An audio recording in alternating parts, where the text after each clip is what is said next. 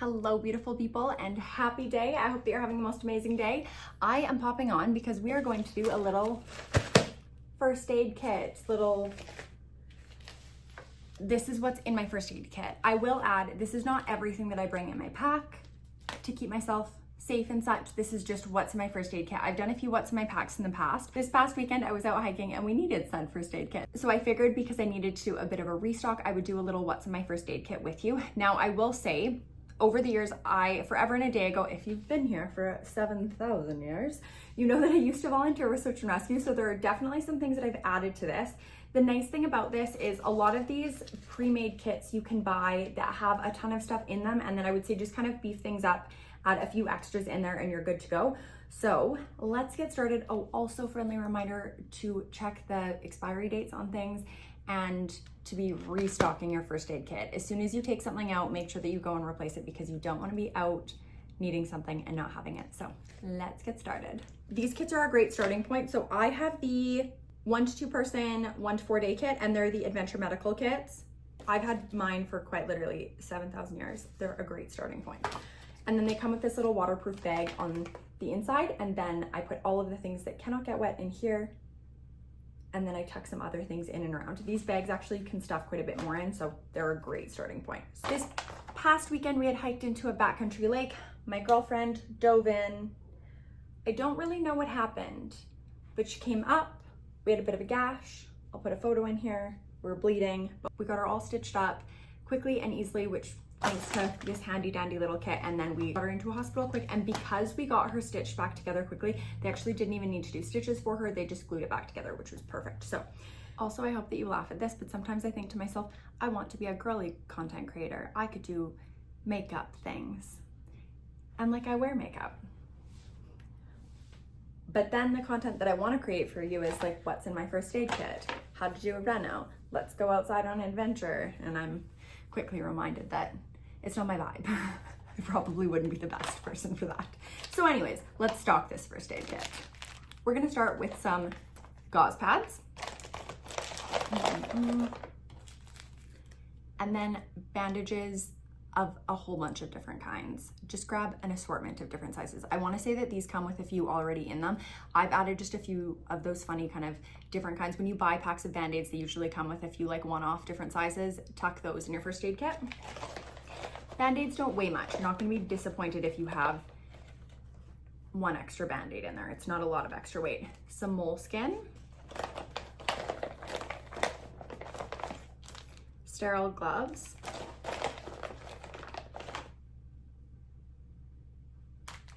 Roll of elastic bandage.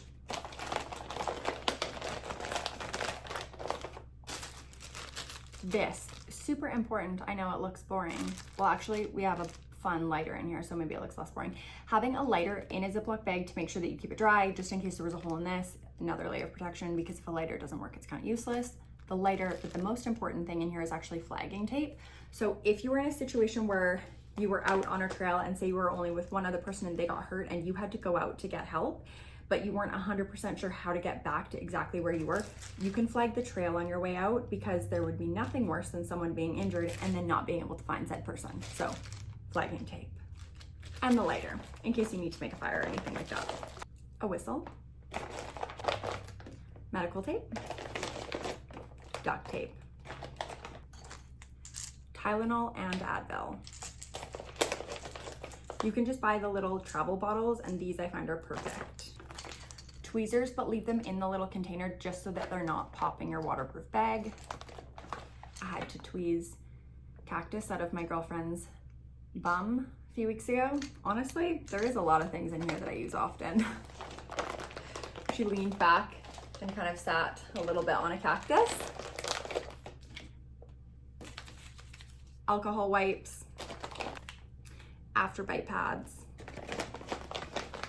Now, the MVPs of this last trailside injury were a skin tack wipe and steri strips. So I went and grabbed some more steri strips. So I've got lots now.